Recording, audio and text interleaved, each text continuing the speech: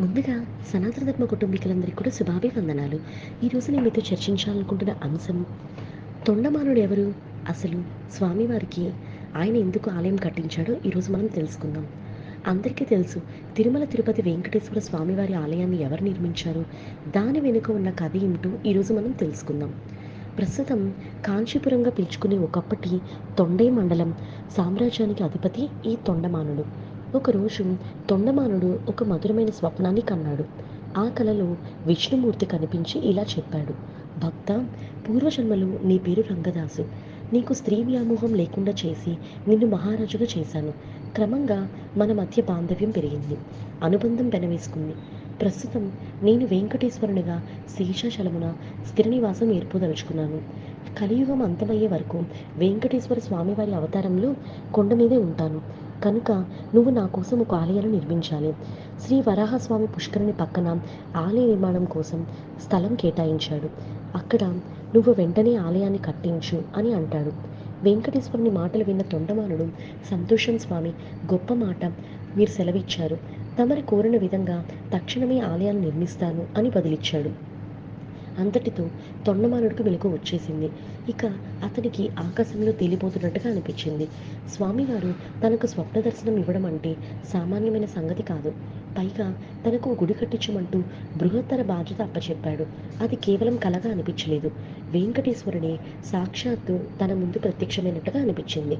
స్వయంగా ఆయనకి ఈ మాట చెప్పినట్టుగా కూడా భావన కలిగింది. సంతోషంతో తొండమానుడు మురిసిపోతాడు. శ్రీనివాసుని కోసం ఆలయం నిర్మించేందుకు ఆప్తులతో చర్చిస్తాడు. ఒక ప్రణాళికను రచిస్తాడు. తొండమానుడు వెంటనే విశ్వకర్మను రప్పిస్తాడు. మంచి ముహూర్తం చూసి ఆలయ నిర్మాణం కోసం పునాదులు వేయించాడు. కేవలం దేవాలయం, గర్భగుడి ధ్వజస్తంభాలతో సరిపడకుండా బ్రహ్మాండంగా కట్టాలి అని నిర్ణయించుకుంటాడు. తొండమానుడు అనుకున్నట్టుగానే ఆనతి కాలంలోనే దేవాలయ నిర్మాణం పూర్తవుతుంది. విశాలమైన పాకశాల, సువిశాలమైన గోశాల, గజశాల, అశ్వశాల, బంగారు బావి, మంటపాలు, ప్రాకారం, గోపురం, ఇలా అనేక గదులతో ఆలయం బహు గొప్పగా రూపొందింది.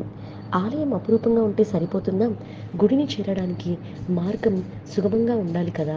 అందుకని భక్తులు శేషాచలం చేరడానికి రెండు వైపులా దారులు ఏర్పరిచారు. సోపానాలు నిర్మించారు.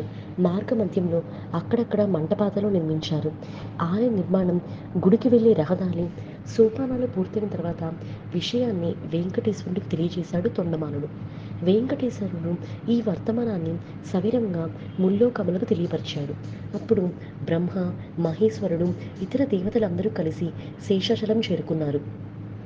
శుభముహూర్తం చూసి వెంకటేశ్వరుడు పద్మావతి సమేతుడై ఆలయమున ఆనంద నిలయంలో ప్రవేశించాడు.